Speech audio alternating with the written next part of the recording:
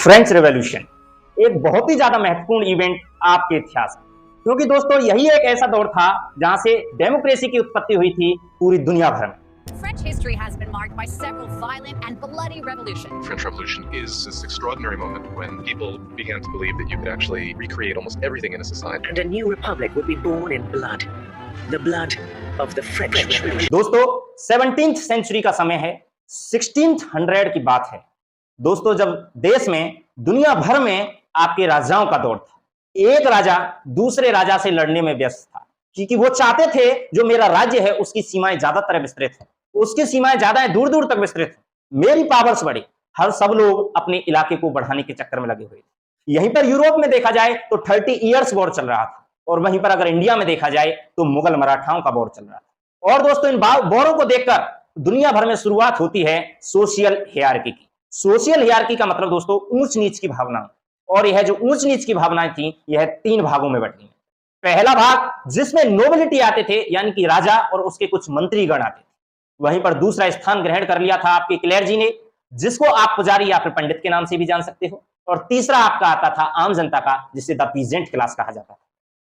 दोस्तों यह प्रश्न उठता है कि आखिरकार यह ऊंच नीच की भावना इतनी देर तक क्यों चली, कई दशकों तक क्यों चली? तो दोस्तों इसके पीछे सिर्फ एक कारण है, वो है रिलीजन। क्योंकि लोग यह मानते थे जो राजा है उसको हम पर राज करने के लिए भगवान ने चुना।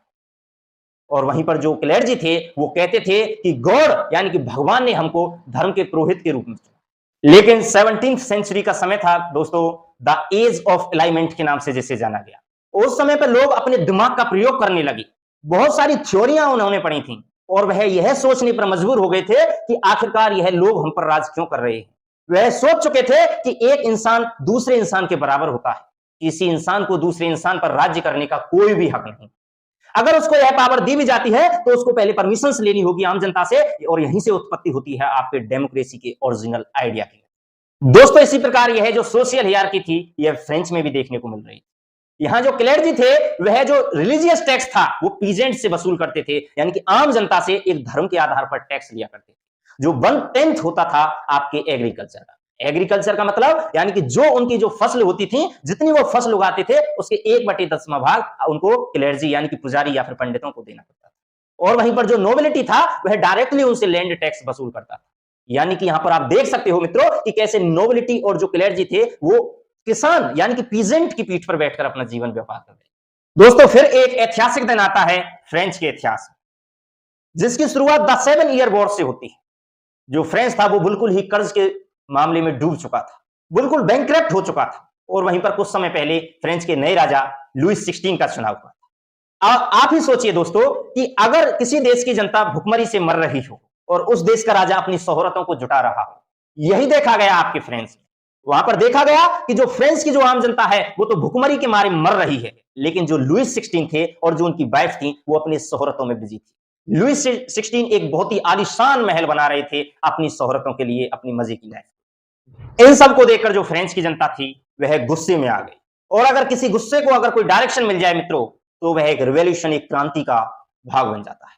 इसी प्रकार फ्रेंच की जो आम जनता थी उनके गुस्सों को एक डायरेक्शन मिली और उन्होंने एक नाम दे दिया रिवॉल्यूशन, द फ्रेंच रिवॉल्यूशन।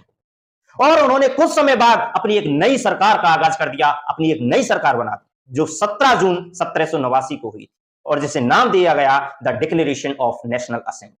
और वहीं 26 अगस्त को इन्होंने the declaration of the right of man end of the citizen एक डॉक्यूमेंट तैयार किया था, लेकिन इस डॉक्यूमेंट पर साइन करने को मना कर दिया था फ्रेंच के राजा लुईस 16। इस डॉक्यूमेंट में इक्वलिटी को लेकर 17 आर्टिकल्स थे मित्रों। और फिर कुछ समय बाद एक महिला रिवॉल्यूशन की शुरुआत होती है, जिसे देखकर राजा को उस डॉक्यूमेंट पर साइन करना पड़ता है। और इस प्रकार साल 1791 में एक इलेक्शन बुलाई जाती है और 1792 में फ्रेंच से बिल्कुल मोनार्की खत्म कर दी जाती है दोस्तों। और इस प्रकार एक फ्रेंच एक रिपब्लिक कंट्री बन जाता है, और वहां पर जो लुईस 16 था और उसकी वाइफ जो मैरी थी उसको जेल में डाल दिया जाता है, और उसके बाद उन्हें गुलेटिन की सजा दे दी जाती है। गुलेटिन दोस्तों जैसे ऊपर से एक चाकू गिरता है वह एक सजा थी, और नार कट जाती है। और दोस्तों और यहां पर खत्म होती है आपकी फ्रेंच रेवोल्यूशन। यही थी आपकी फ्रेंच की क्रांति, फ्रेंच रेवोल्यूशन। इसको अगर मैं सीधा साधा सा कहूं तो बचपन में आपने एक कहानी सुनी होगी कि एक था राजा एक थी रानी, दोनों मर गई, खत्म कहानी। तो दोस्तों कमेंट बॉक्स में जरूर लिखकर बताएं कि आपको फ्रेंच रेवोल्यूशन कैसी लगी। और ऐसे ही महत्वपूर्ण तथ्यों को जानने के लिए, ऐसे ही ऐतिहासिक तथ्यों से अवगत होने के लिए जुड़े रहें हमारे चैनल AKGS रिसर्च सेंटर से।